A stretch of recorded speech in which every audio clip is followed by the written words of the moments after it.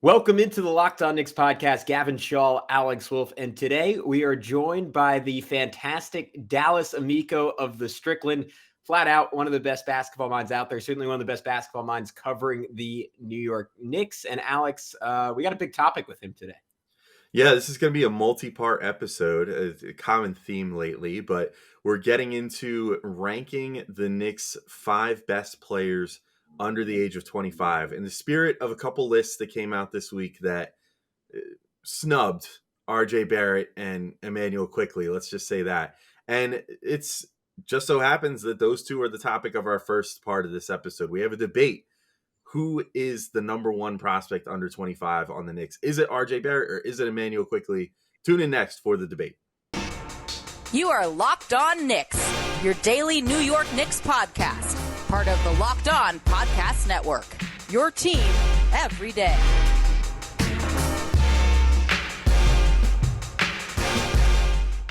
You are Locked On Knicks, your daily New York Knicks podcast. I want to thank you for making Locked On Knicks your first listen today and every day. We're now available on all platforms, including, and you know this if you see our smiling faces, and you're soon to see Dallas Amico's extremely handsome smiling face on YouTube. So please, if you haven't already, go check us out on YouTube. Throw us a like, throw us a comment, throw us a subscription. The comments, Alex, they've been popping off lately. It's been fantastic. I am Gavin Shaw, a play-by-play broadcaster. You can check out my work these couple of months on the Varsity Media Sports Network, broadcasting some of the top lacrosse teams in the country at the high school level. He is Alex Wolf, editor-in-chief of The Strickland, the greatest website out there. You can find them on all social media at thestrick.land. And we are joined by one of his top lieutenants today, Dallas Amico, to rank the Knicks' best assets under the age of 25. I won't delay any longer. Let's get into it with Dallas for a fantastic conversation about RJ Barrett versus Immanuel Quickley. All right, as promised, we are joined by Dallas Amico of the Strickland. And Dallas, one of the great minds on Knicks Twitter, someone, can I call you Benji Ritholtz before Benji Ritholtz? I was learning when I first started doing this podcast. I was following Dallas all the time. I was learning a ton from him. Remember listening to him on Knicks Film School. Always someone I've gotten a ton of knowledge from. Was on last year for the Knicks for our playoff preview against the Hawks. And Dallas, it's been a minute. How are you doing, man? Welcome back to the show. Thanks for having me on. I don't know if I would say the Benji before Benji. He's awesome in his own sort of thing, but I take that as a compliment. For sure. No, just having Dallas, I just got to know how confident are you that you could go out and drop 30 right now on somebody? Not at all. My my style of play on the court is like maybe like a cross between Frank Ntilikina and a big man. So like super hustle, lots of defense. I have a killer hook shot, but mostly it's like lots of passing and setting up other guys with like screens and whatever. So 15 assists, yeah, but 40 points, 30 points, no. All right. Well, that sets Benji apart. So I guess that's all right. Okay. Yeah. The great separator. Yeah. Well, we'll have you guys duke it out at some point. But we are here today. Good shots. I'll get Benji some good shots. There you go. Yeah, at the Knicks Content Creator All-Star Game that will happen one day. But we are here to talk about and Dallas. Thank you for suggesting this and bringing this up. ESPN recently released a list of the top 25 players under age 25. The Athletic released a similar list of top 15 players under the age of 25. No Knicks were on either list, and that got us thinking because we last talked about this near the end of November. Who are the Knicks' top 5? I don't want to say assets because we're not doing this in terms of how other teams value them. We're doing it in terms of how we value them. So I'll just say who are the Knicks' top 5 players under 25 in our opinion, and who we would want going forward. And this was interesting to me because when we did this podcast a couple of months back, I had Immanuel Quickley at number 1. And for maybe 2-3 months after that just aged so poorly. I felt stupid. I almost felt like I had to bring it up and make fun of myself. I'm like, someone's going to bring it up at some point. When he was just shooting like 14% from 3 and not getting to the rim and looking pretty lost. Now that looks pretty good. And Dallas, I understand you might agree with me there. I do, yes. For me, the question is not, is Immanuel Quickley ahead of RJ sort of in that value ranking? But is he in a tier of his own, distinct from the tier that RJ's in? That's how sort of confident I am, I suppose, in putting Immanuel Quickley ahead of him. So I don't know. Do you guys want to get into the reasons? Yeah, go for it. Yeah. So the underlying reason is basically that I think Immanuel Quickley, what he has to do, what he has to add in order to become a star is both less than what RJ has to add, and I think significantly easier to add. So just to start in terms of scoring, I would say Immanuel Quickley already is an elite off the dribble shooter, and he is a near elite, I think, half court separation creator. So what do I mean by that? Like he creates an enormous amount of separation in the half court all the time, especially when he's shooting from three, right? So like guys who create more separation than him, I mean, like prime Steph Curry, Trae Young does, Kyrie Irving, but like that's sort of the list. Maybe Dame.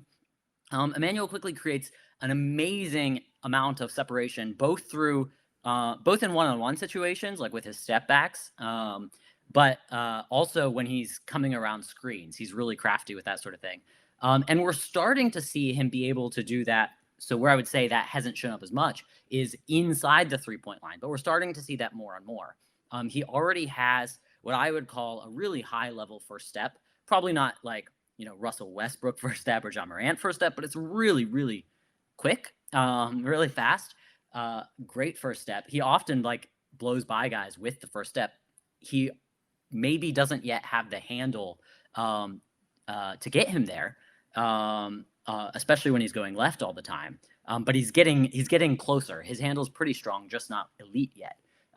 So what I would say is when you put those things together, and then you add in his shooting touch, which he demonstrates from three, from the free throw line, and from floater range, and when he finishes at the rim, even though he hasn't done that as much as he ought to, what you have is the picture of a guy that, in order to be elite, all he has to do is take a few more shots at the rim, really, and then you're talking about an elite scorer, if he can do that. And he already is awesome at creating separation in the half court. So there's little reason to think he's not going to be able to really up his game at the rim. And in fact, since the All-Star break, he's basically been driving about as much as guys like, basically he's in the second tier of like initiators in the NBA who are driving. So like there's the top, which would be like, Shai Gilgeous-Alexander, LeBron, these sorts of folks. And then there's a second tier where there's like Donovan Mitchell. You'll have guys like Paul George, etc. Cade Cunningham, Jalen Brunson, interestingly enough. And Immanuel Quickley's been driving and getting to the rim roughly as much as all of those guys in that sort of tier, that second tier. So really, I don't think he's going to have any problem getting there. And then he just has to take a few more shots at the rim. And now all of a sudden you have an elite two-level scorer. Now, can he get the mid-range scoring? His floater's sort of already going there, and he's pretty good at it. But really, it would help if he has a mid-range jumper. I think the fact that he already can do the off-the-dribble stuff from three-point range gives you reason to think that he can do it in the half court. Inside the three-point line. Like, usually the challenge is moving out, not moving in, right?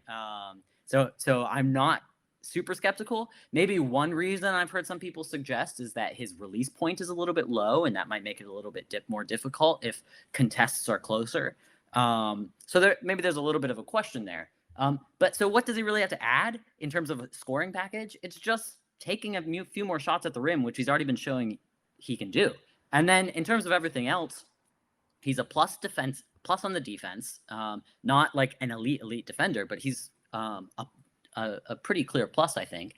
He's great off the ball on offense, an excellent screener. He's elite in transition, like really, really awesome, both with hit-ahead passes and just getting down the court because of his open court speed.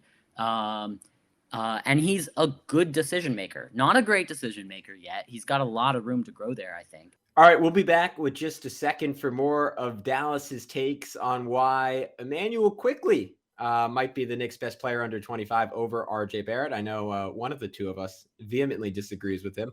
But before we do that, I wanted to tell you all about betonline.net, our good friends. They're your number one source for all your sports betting stats and info. Find all the latest sports developments, league reviews, and news, including this year's basketball playoffs and the start of the Major League Baseball season. BetOnline is your continued source for all your sports wagering information, from live betting to playoffs, esports, and more. And Alex, they have some odds up for today's game ones.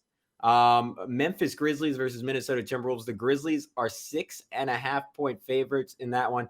I am actually riding with the Grizzlies there. I have a feeling Minnesota going to be a little shook by the stage. I didn't really like how Cat looked in that playoff game. I bet Memphis runs away with it. I'm also taking Utah. I think this is easy money. Utah's only a 5-point favorite over Dallas. No Luka Doncic. We'll see if that line shifts at all. But I would throw down some heavy bucks on the Jazz. So head to the website today or use your mobile device to learn more about the trends in action. BetOnline, where the game starts. Now back with more from Dallas. And then the last sort of thing you might think about when you're talking about a point guard is this passing.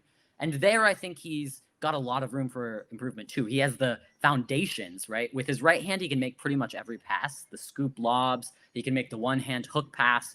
He can make two-hand passes. And he hits the left corner a lot as a result of that when he's driving right. But his left hand's a little bit weaker, so you'll rarely see him make one-handed, left hand live dribble passes to the right corner or something like that. It's a little weaker. If he tries to make that pass, he uses two hands, sort of like, the Julius Randle two-hand pass. Although a little quicker than Julius Randle usually does. He doesn't have the loading up. Low bar there. Low bar. But you put those things together, and you're looking at a guy who already is a really good player and really does not need that much to get to star level. And I mean, we were seeing it in the last few games of the season, the last week or so. I mean, putting up multiple triple doubles, yada, yada, yada. Not maybe against the most elite defenses, maybe teams not trying as hard. So there's some caveats there. But just looking really, really great. So I honestly think that his step to becoming a star is not huge. It's not like he has to add a lot to his game. RJ Barrett, on the other hand, to me looks like he has a lot more to add. He hasn't yet. So one thing I'll say is, like, not only does Quickley, like, skill wise, you look at the skills, you look at him being able to create separation in the half court, having elite touch, and being able to, all the first step, the hand, you put all the things together, just the skills, and it looks pretty good. But then we also have the, like, I've seen it on the court. I've seen him be a highly efficient player, right, at three different levels. Now, not as consistently at two of those levels, but at three different levels, as well as a pretty good decision maker. So, like, I've sort of seen proof of concept. With RJ, I'd say both. There's a lot more skill-wise that he has to add, and harder to add skills, I think. And I haven't seen as much proof of concept. And when I say I haven't seen the proof of concept, it's really, I've seen proof of concept, I think, of him as a finisher. I think I would be shocked if it doesn't turn out that RJ ends up being an efficient finisher at the rim, even at a high volume, even though he hasn't yet done that. I would be pretty surprised if he doesn't figure that out. But from the other two levels, from 3-point range, from mid-range, so far there have been occasional attempts, right, at taking off the dribble threes, taking mid-range shots, but not a lot that we've seen. And when he's done it, it's not, we haven't had great results. So there hasn't been the proof of concept. And then the skills, he doesn't create separation in the half court in the way Immanuel Quickley does. He doesn't have the decision making that Immanuel Quickley does, right? He gets tunnel vision way more. He makes poor decisions way more when he has the ball in his hands. Even on defense, right? We see lapses. He has, I think, probably a higher defensive ceiling than Immanuel Quickley. But we haven't yet really seen him consistently put it together. And then I just really think the skills he has to add, like becoming an off the dribbles 3-point shooter, a high level off the dribble 3-point shooter in the NBA is not an easy thing to add. And that's the sort of package you have to talk about if you want to get him into the Paul George sort of, that second tier of really great stars who are good defensive wings and that sort of deal. Where I think for Immanuel Quickley, he's basically got it all and he just has to put a few things together. RJ has to straight up add an off the dribble shot.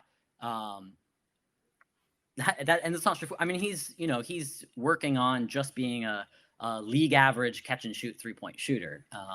Anyways, so that's a start of why I have Immanuel Quickley above RJ Barrett, and why I lean towards, even considering putting him in a tier ahead of RJ Barrett. But I'm interested to hear. I know, Alex, you at least have, I think you mentioned RJ Barrett ahead of Immanuel Quickley. So I'm curious to hear what your thoughts are on it.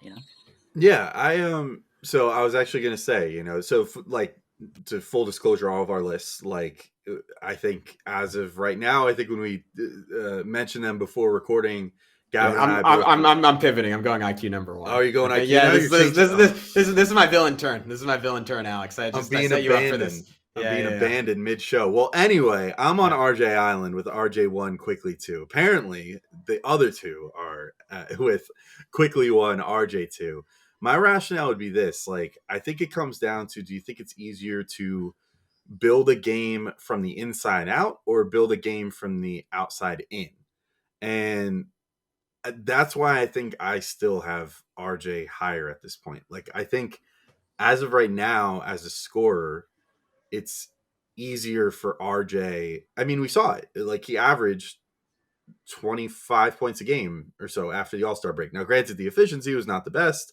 There was certainly some growing pains as far as learning to be like a primary option on offense and everything that entails. But I think that RJ has, like, RJ's base is getting to the rim, drawing fouls, doing things, in that regard.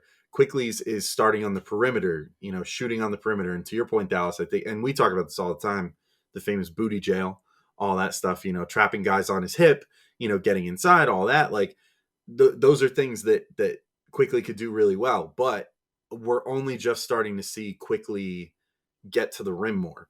And, he's looked improved, and we've seen a number of and ones and him confidently getting all the way to the rim. And, like, I hope that sticks.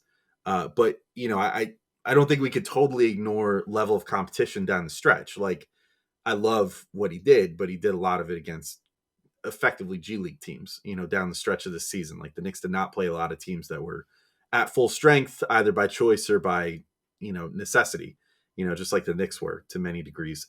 I'll bring up this stat, and, this obviously comes with the caveat of the fact that RJ played in like 35 minutes a game. Quickley played in like 23 minutes a game. But Quickley this season, just as an example, according to Basketball Reference, Quickley took 65 attempts at the rim all season and took 396 3-pointers. RJ Barrett, on the other hand, took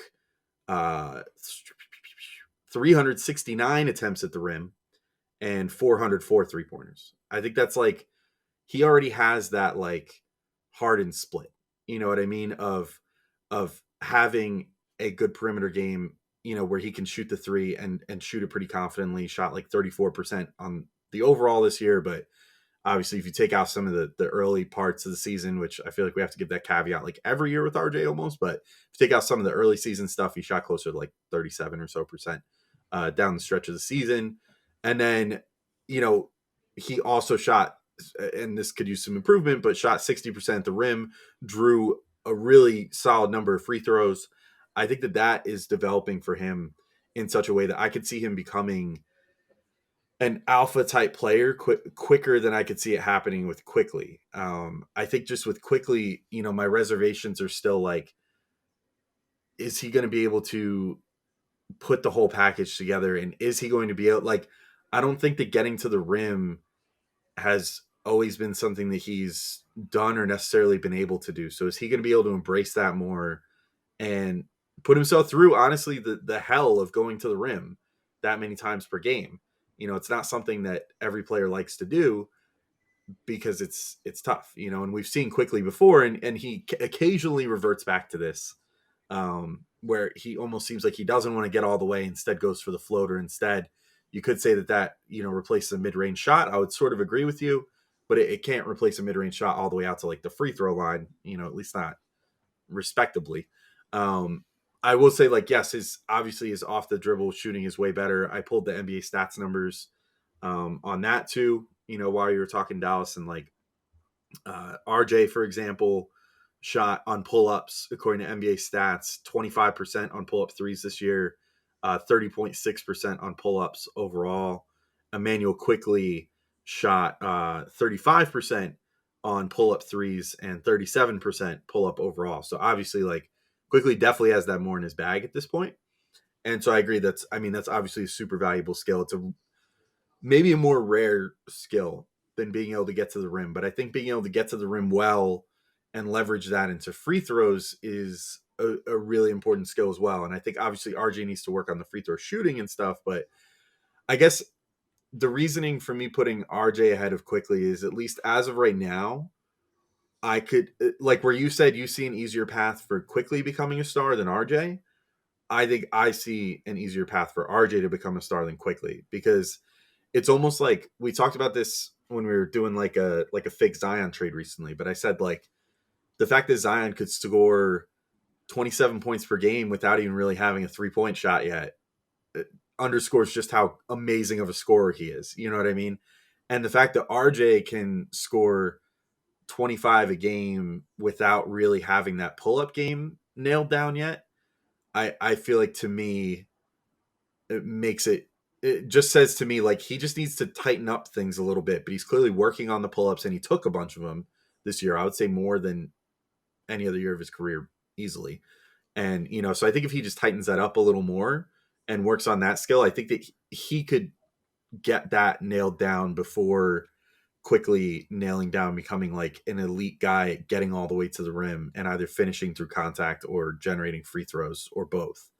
That said, I actually think that both guys have a pretty decent chance of achieving those things.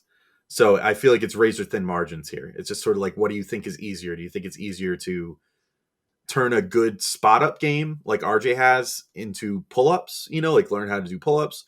Or do you think it's easier to, turn good dribble penetration that Quickley has shown that he can generate into the tangible, like, getting to the rim and finishing?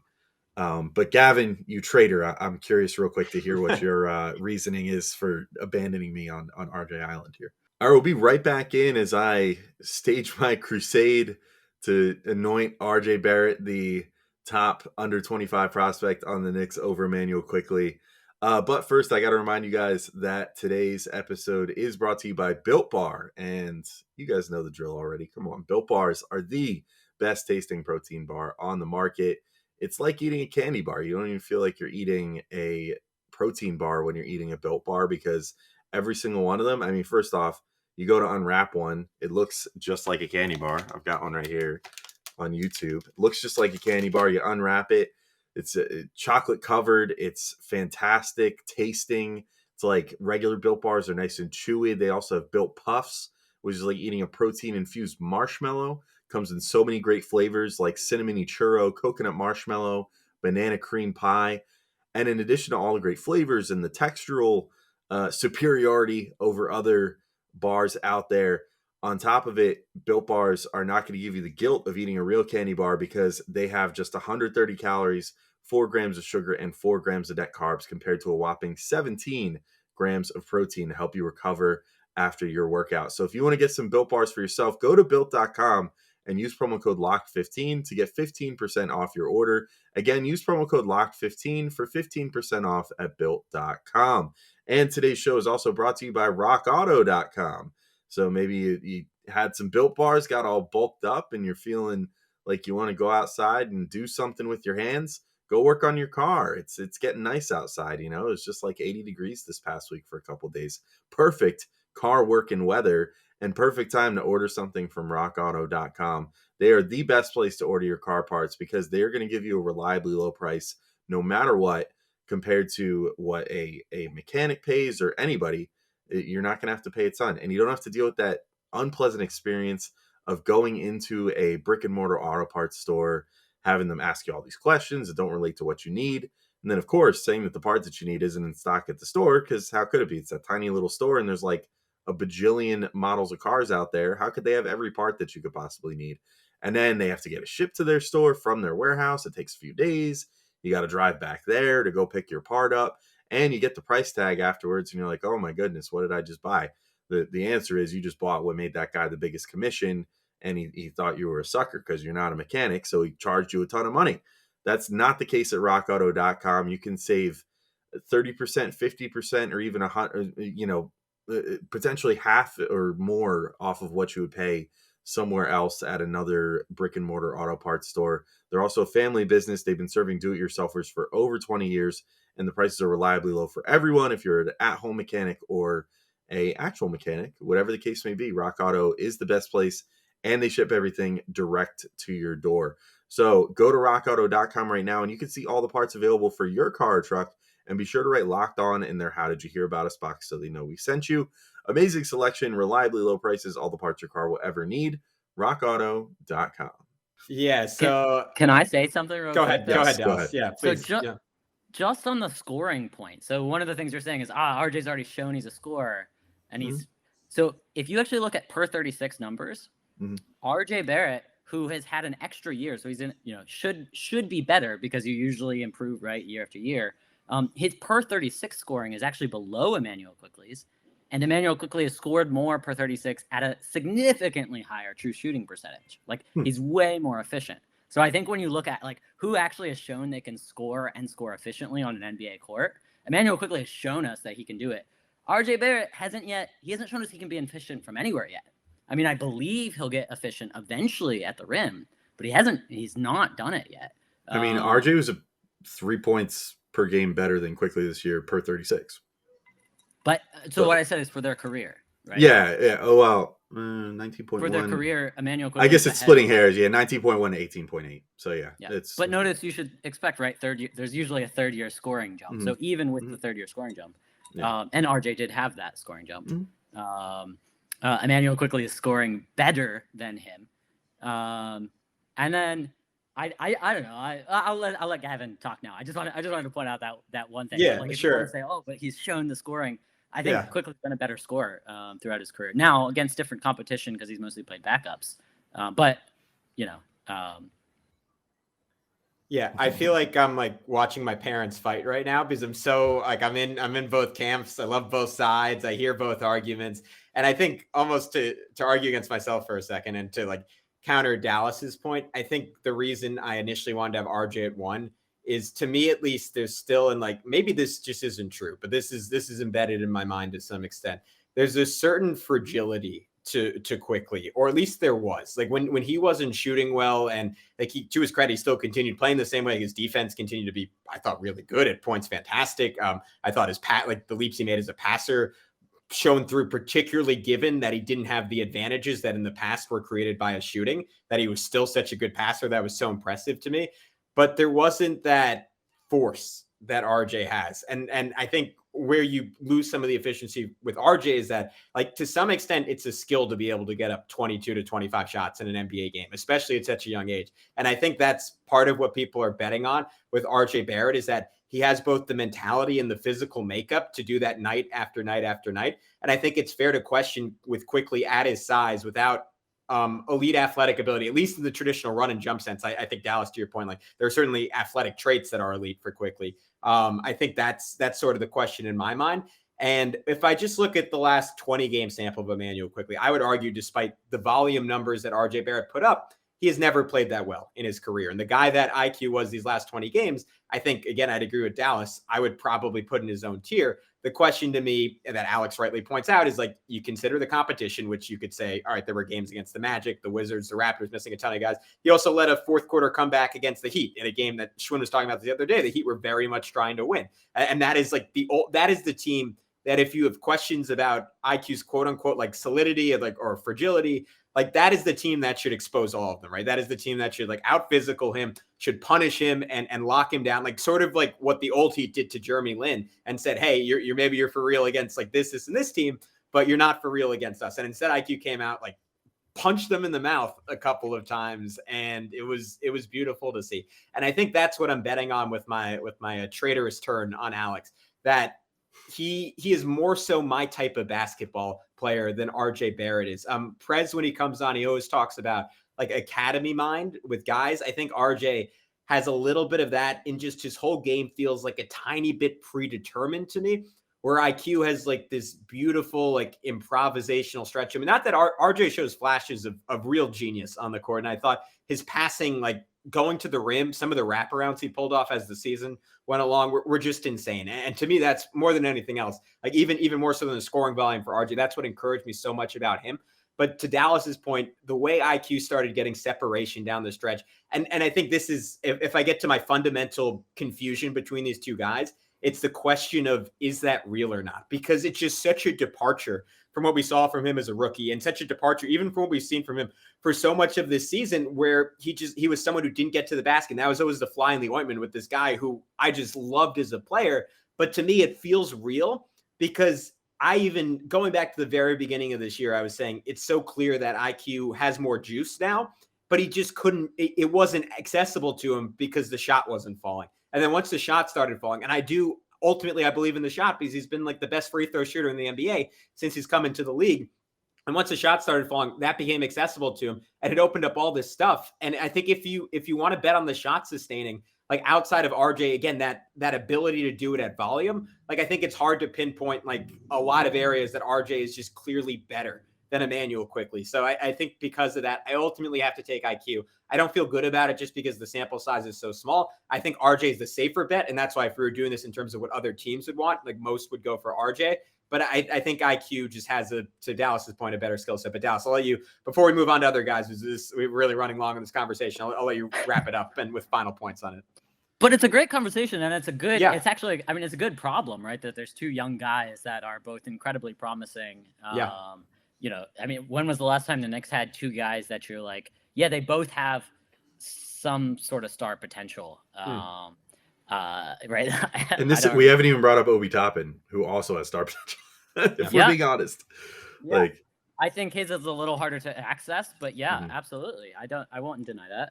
And so final thoughts is I'll say this first. So you said that the track record is small, but I don't actually think it is. So the reason why here's why I don't think it is.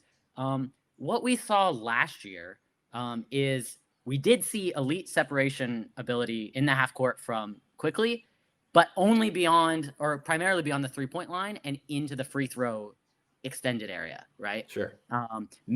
Outside of the restricted area for sure, right? But he was creating space all the time. I mean, you can remember the Blazers game where he just went crazy, right? They were trapping and doubling and sending multiple defenders, and he was consistently beating it, multiple defenders. So he's had that, and so I look at that, and I did last year, and I was like, you're going to see this guy get to the rim eventually. There's no issue. Why? Because he just has defenders. You see him have defenders off balance. They don't know what to do. They get their feet mixed up all the time.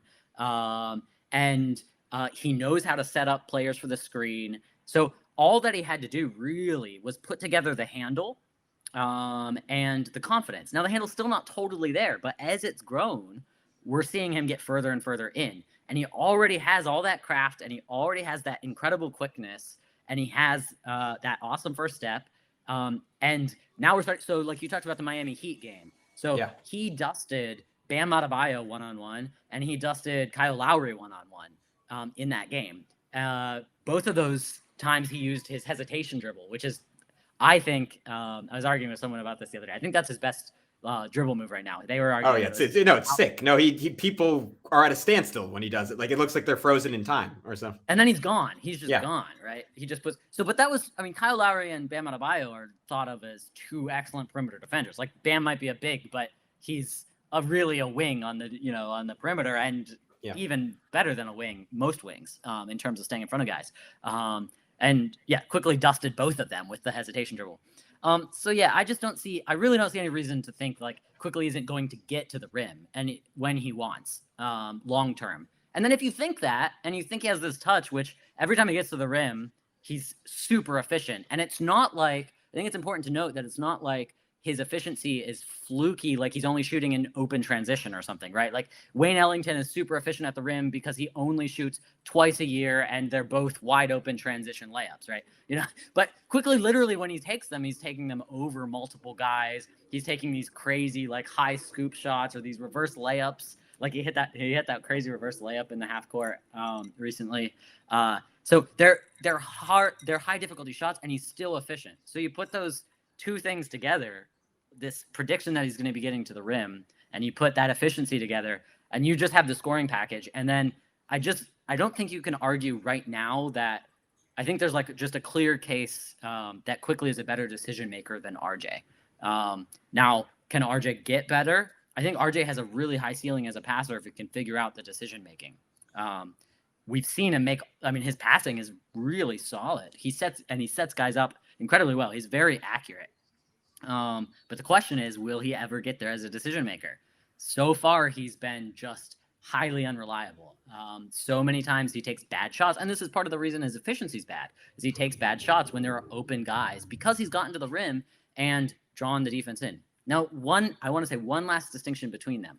So Quickley when he gets to the rim, he gets there incredibly fast and sort of violently, where RJ gets there much more slowly and sort of meandering, right? With a little more force, physicality, and craft. So here's something that happens to the defense because of these two different styles.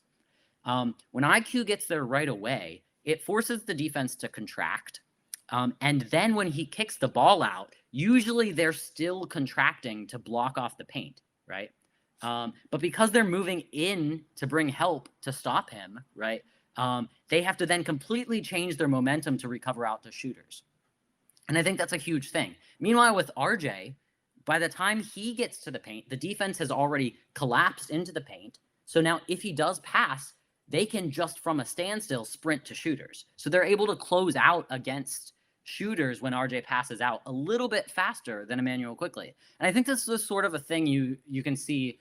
It's not just an Immanuel Quickley, RJ Barrett thing, but like it's part of the reason why Derrick Rose was really valuable for the Knicks last year, is people pointed out, look, he gets to the rim really fast in a way other people don't. Like Julius Randle could get to the rim pretty much whenever he wanted, but it was slower. It took a little more time, right? And it just has a different effect on defenses. And definitely there are stars who get to the rim slowly, but I think it takes a little bit higher level of decision-making to do it. There's been all these plays in the last few games, which again, the worst defense qualifier definitely applies, where Quickley has gotten basically the whole defense, 3 or 4 men into the paint. I took some screenshots and posted them on Twitter recently, if anybody wants to look at them, where he got like 3 or 4 men into the paint, and then he has this easy floor to read, right? And because they're suctioning in at that time when he makes the pass, the guys are wide open when they shoot. Where with RJ, when he makes the pass, a lot of times guys are already beginning to recover out, have already started, and so it's a little bit less of a window. So he has to be just a little bit better if he's going to be getting there slower, and he's not winning by. And that's another thing. He's not winning by creating. By beating his man. He's winning by like pushing his man all the way to the rim. So you need less help in those situations, right? If you're just pushing your man all the way to the rim as opposed to actually beating your man, those are very different things for the defense, and what kind of help is required. Anyways, okay, those are just a couple points. I know we've been going on about this forever. There are other young guys who are also promising, which is a wild place to be for the Knicks. Yeah, I'll just close my RJ point, and like all what you said about Quickley definitely rings true. Like you made certainly a super, super compelling argument. I'm still going to stick with it because I'm a stubborn jackass. I'm not going to budge. But Alex Fibbs Wolf. Yeah, exactly. RJ is best. And that's what I say because that's the rules. But anyway, I'm like me and Dallas. Alex watches the game 3 times. So yeah. I watched the games 3 times. But my closing argument for RJ, just in terms of things that could differentiate them, I do think that it is very valuable that RJ could potentially be a guy that, with a more creative coach, you could throw out there in lineups as anything from the 2-man to the 4-man, and he could reasonably defend those 3 positions, plus switch on the point guards from time to time and hold his own. I think he would still struggle. I mean, he could like stop a center from backing all the way to the rim or something, but he obviously would not be able to contest a Joel Embiid or something at his height and size and everything else. But I think that on most 2s through 4s, he could do a really good job on defense, which Quickley does his thing on defense too, and I think that he plays his role fantastic. But I do think that there is a little bit of versatility there that could help RJ one way or the other. But I think That's such an awesome point. Yeah. I just want to say I'm totally on board with that point. I think it's a great point. Yeah. Hopefully a more creative coach opens it more and doesn't go to RJ at the 4 only as a last possible resort thing. All right, guys. I'm bummed about it too, but that is it for this edition of the Locked On Knicks podcast. But if you enjoyed this conversation we had with Dallas, fear not, he is coming back for 2 more parts. Next time on Locked On Knicks, we come to a consensus on who the Knicks' 3rd best prospect under the age of 25 is. We get into a whole lot of nuance of why that guy is our guy at number 3 before touching on who we have next on the list. So all that and more to look forward to in the future. But for now, he's Alex. I'm Gavin. Check us out on YouTube. We are new on there. If you haven't already, be good. Talk to you soon. Peace out.